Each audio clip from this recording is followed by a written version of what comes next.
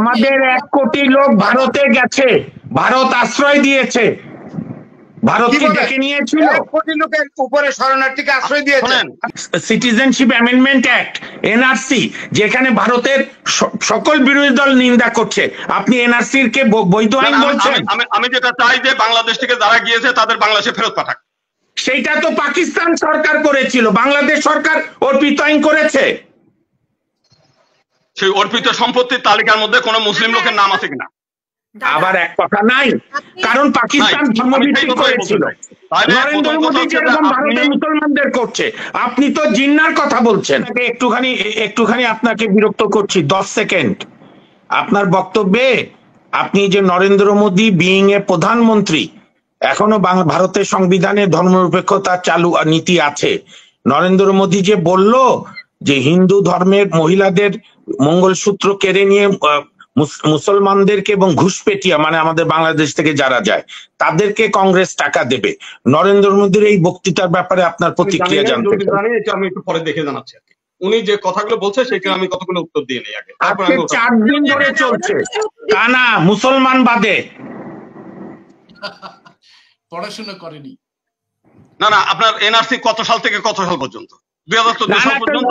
আর NRC আইনে তো বলেই দিয়েছে মুসলমান ধর্মের কেউ আসলে নাগরিকত্ব পাবে না। আমাদের আপত্তি তো ওইখানেই। আমিও তো আজকে ফরাদ ভাই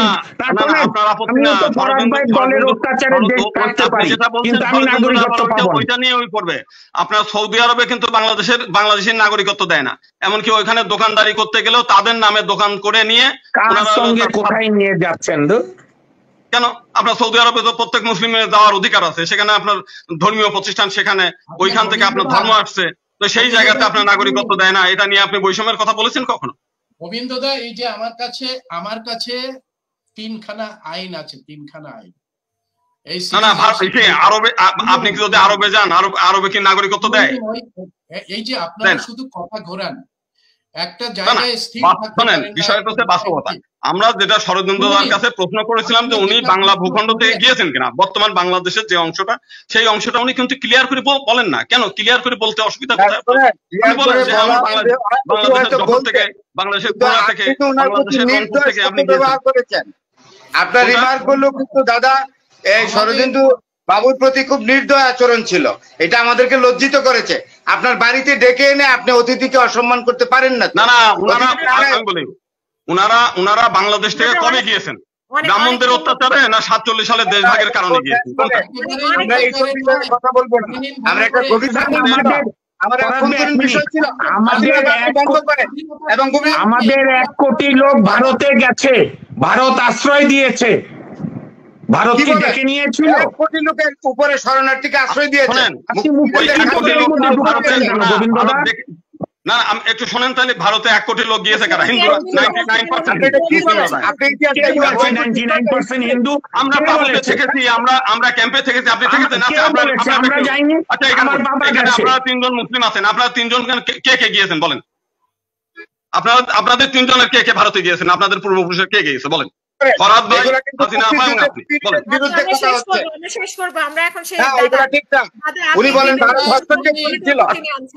না, ওইখানে যারা গিয়েছে 99% হিন্দু, এবং বাংলাদেশের 100% হিন্দু বাড়ি লুট হয়েছে সেই সময়। কোন মুসলিম বাড়ি লুট হয়নি। মুসলমানও গিয়েছে। কথা বলছেন আপনি কথা বলছেন গোবিন্দ। আপনার 71 সালের মুক্তিযুদ্ধ যেটা হয়েছে, আজকে আপনি ক্ষমা চাইতে বলছেন, কেন ক্ষমা হবে কেন? 93,000 যুদ্ধবন্দীকে অবশ্যই বিচার করতে হবে। আজকে 93,000 যুদ্ধবন্দীকে আপনারা ক্ষমা করে দিয়েছেন, এবং যারা আপনার হিন্দুদের বাড়ি ঘর লুটপাট করেছে, হিন্দুদের সম্পত্তি এনিমি, কোন মুসলিমের সম্পত্তি এনিমি হয় নাই, কোন রাজাকার আলবদর আলথামসের সম্পত্তি এনিমি হয় নাই, হিন্দুদের সম্পত্তি এনিমি। আমার বাড়ি লুট হয়েছে 2 বার, টুয়াইস। আমি মুসলিম পরিবারের লোক। আমার কোন সময় 71-এ রাজাকাররা লুট করেছে। 71 সালে। আপনি তো এগুলো খবর রাখছেন না। আপনি বলছেন 14ই ডিসেম্বর, একটা মিনিট, 14ই ডিসেম্বর বুদ্ধিজীবী ব্যক্তি শহীদুল্লাহ কায়সার, তারপরে ডক্টর অসংখ্য নাম আছে না, ছি দাদা, আমি লজ্জিত। আমার গ্রামের সব মুসলিম, একটা মুসলিমকে আমরা ভারতে যেতে দেখি নাই, একটা মুসলিম বাড়ি লুট হতে দেখিনি। আমার গ্রাম চলেন, আপনারা প্রত্যেকে বাড়ি বাড়ি যাই। দাদা আমি 1 মিনিট আপনার থেকে শুনতে চাই, আপনি এগুলো বলে কি চাচ্ছেন, কি প্রমাণ করতে চাচ্ছেন, আসলে মানে কি দাঁড় করাতে চাচ্ছেন আপনি? না আমরা প্রথমে যে জিনিসটা ওনাকে আমি ক্লিয়ার করে, আমি কিন্তু স্পষ্ট বক্তা, আপনাকে যদি আমরা বলি, কিন্তু আমরা প্রথম থেকে পেঁচানোর কোনো দরকার নেই। ক্লিয়ার করে বলেন না যে যদি উনি যদি সেই বল্লাল সেনের সময় যে থাকে তাহলে তো ওনার এনআরসি দরকার নাই। উনি যদি 1971 সালের পরে গিয়ে থাকেন তাহলে এনআরসি।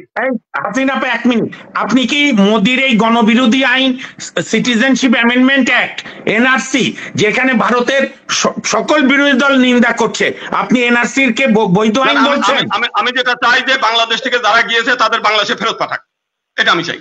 সবাইকে ফেরত পাঠাক। বাংলাদেশে যারা গেছে তাদের নাগরিক, তাদের সিদ্ধান্তের ব্যাপার। না সিদ্ধান্ত তাদের না, আমাদেরও ব্যাপার। আজকে আমাদের দেশ থেকে চলে যাবে এই দেশ ভালো ভূমি, এই যে গোবিন্দদা, আপনি কিন্তু বাংলাদেশ একটা অসাম্প্রদায়িক ভূমি, লক্ষ শহীদকে অবমাননা করলেন। না লক্ষ শহীদকে অবমাননা করলেন। 71-এ পাকিস্তানিরা বাঙালি মেরেছে। বরং এই স্বাধীন ভূমিতে তাদের বসবাস করার অধিকার দেন, তাদেরকে ফেরত আনেন, যে আপনারা এই স্বাধীন ভূমিতে চলে আসেন। পরাধীন জায়গা থাকার দরকার নেই, মোদির সাম্প্রদায়িক দেশে আপনাদের থাকার দরকার নাই। এই বাংলাদেশ ভূমি অসাম্প্রদায়িক, হিন্দু মুসলিম সবার, এইখানে ফেরত আসেন। আপনাদের ভূমি আছে, আপনাদের সরকার ক তফসিল করতে, সরকারের ক তফসিল অনুযায়ী তাদের বাড়িঘর ফেরত দিলেই তো তারা চলে আসে। সরকারেরই করা আছে, আমাদের বর্তমান সরকারের ক তফসিল। না হাসিনা আপা, আমি আপনার এই বক্তব্যের তীব্র নিন্দা করি। এটা জাতির কাছে ভুল মেসেজ যাবে। 1971-এ আমাদের বাংলাদেশ সরকার অর্পিত সম্পত্তির ক তালিকা আমাদের মুজিবনগর সরকারের তাজউদ্দিন আহমেদ হিন্দু ছিল, সৈয়দ নজরুল ইসলাম হিন্দু ছিল, ক্যাপ্টেন মনসুর আলী হিন্দু ছিল। সরকারের অর্পিত সম্পত্তির তালিকা একটা মুসলিমের নাম নেই, বার করেন। একটা মুসলিম লোকের নাম নাই। ক তফসিলের মধ্যে একটা মুসলিম লোকের নাম নাই। আবার আপনি যে বললেন 1 কোটি লোকের মধ্যে 99% হিন্দু ছিল, কোন তথ্য থেকে বললেন? আমরা বলছি, আমি নিজে ওইখানে থেকেছি, যে কারণে বলেছি আমাদের ক্যাম্পে কোনো মুসলিম ছিল না। আমরা থেকেছি, ক্যাম্পে থেকেছি। এমনকি অর্পিত সম্পত্তির তালিকায় একটা মুসলিম লোকের নাম নেই, একটাও নেই। অর্পিত সম্পত্তির তালিকা আপনার ঘরে আছে। অর্পিত সম্পত্তি তো বাংলাদেশ করেনি, করেছিল সাম্প্রতিক পাকিস্তান। আমরা তো সেইটা ফিরিয়ে, এখন আইন বাতিল হয়েছে না, ওই সব ফেরত আসছে না। কি কথা বলেন? ওই তালিকার মধ্যে কোন মুসলিম লোকের নাম আছে? ওই তালিকার মধ্যে সেইটা তো পাকিস্তান সরকার করেছিল, বাংলাদেশ সরকার অর্পিত আইন করেছে। সেই অর্পিত সম্পত্তির তালিকার মধ্যে কোন মুসলিম লোকের নাম আছে কিনা? আবার এক কথা নাই, কারণ পাকিস্তান ধর্মভিত্তিক করেছিল। নরেন্দ্র মোদী যেরকম ভারতের মুসলমানদের করছে, আপনি তো জিন্নার কথা বলছেন, আপনি বঙ্গবন্ধুর কথা বলেন। আমরা বাংলাদেশের ভূখণ্ডে আসি, আমার সম্পত্তি এনিমি হবে কেন, অর্পিত হবে কেন বলেন? আপনার সম্পত্তি হয়েছে, আপনি কি চাচ্ছেন? আপনি কি চান দাদা? আপনি যে কথাগুলো বলছেন, আপনি নরেন্দ্র মোদীর কথা বলতে গিয়ে আপনি মুক্তিযুদ্ধ নিয়ে কথা বলেছেন, এবং আমরা নরেন্দ্র মোদী যে কথাটা বলি যে তারা বাংলাদেশের উপর হস্তক্ষেপ করছে, বাংলাদেশের গণতন্ত্র তাদের কারণে ব্যাহত হচ্ছে। আপনার শরদিন্দু বাবুরা কোনোদিনও এই নরেন্দ্র মোদীর এই ব্যাপারে তারা কথা বলে না। তারা এই ব্যাপারে কথা বলুক যে বাংলাদেশের উপর কেন বাংলাদেশের গণতন্ত্র হত্যা। আপনি মুক্তিযুদ্ধ সম্পর্কে এটা বললেন কেন যে 99% গিয়েছে? আপনি এটা না বাংলাদেশ, আমি বলি বাংলাদেশ থেকে যারা ভারতে গিয়ে তাঁবুর মধ্যে কাটিয়েছে, সেই তাঁবুর মধ্যে আমরা কারা কারা থেকেছি তাদের তালিকা আছে। সেই তালিকার মধ্যে কোনো মুসলিম লোক। আপনি কি সব তাঁবু দেখেছেন? আপনি কয়টা তাঁবু দেখেছেন? আমরা ওইখানে এখন যে ওই তালিকার বই বের হয়েছে, যে তালিকাগুলো বিভিন্ন কিছু আসছে, সেখান থেকে আমরা পড়েছি যে ওখানে কোনো মুসলিম লোক, এবং আমার গ্রামে আমরা দেখছি আমার গ্রাম থেকে একটা লোকও দেয়নি। আরে আমার বাবা, আমার জন্মদাতা বাবা ভারতে গিয়ে মুক্তিযুদ্ধ করে কি কথা বলেন? না দাদা, আপনার গ্রামটা একদম সঠিক নাম হতে পারে। আপনার মতো একজন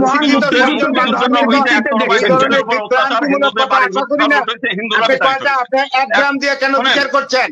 আমাদের হাইকোর্টের জাজমেন্ট আছে, জাজমেন্ট হচ্ছে ওই সরদ উদ্যান নিয়ে একটা মামলা হয়েছিল, সেখানে চুকনগরের কথা বলা আছে।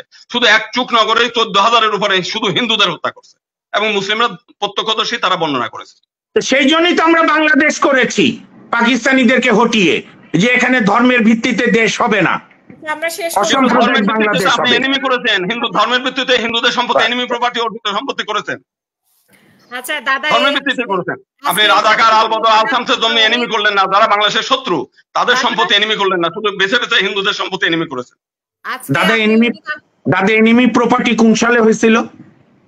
এনিমি প্রপার্টি 1965 সালে 6 সেপ্টেম্বর বাংলাদেশ ছিল। কিন্তু পাকিস্তানের কোন আইন বাংলাদেশের উপর কার্যকর হয় নাই, শুধুমাত্র এই আইনটা 1974 সালে চেঞ্জ করে অর্পিত করছে, নাম গোলাপের নাম রোজ বানাইছে, এর ছাড়া আর কিছুই করেনি।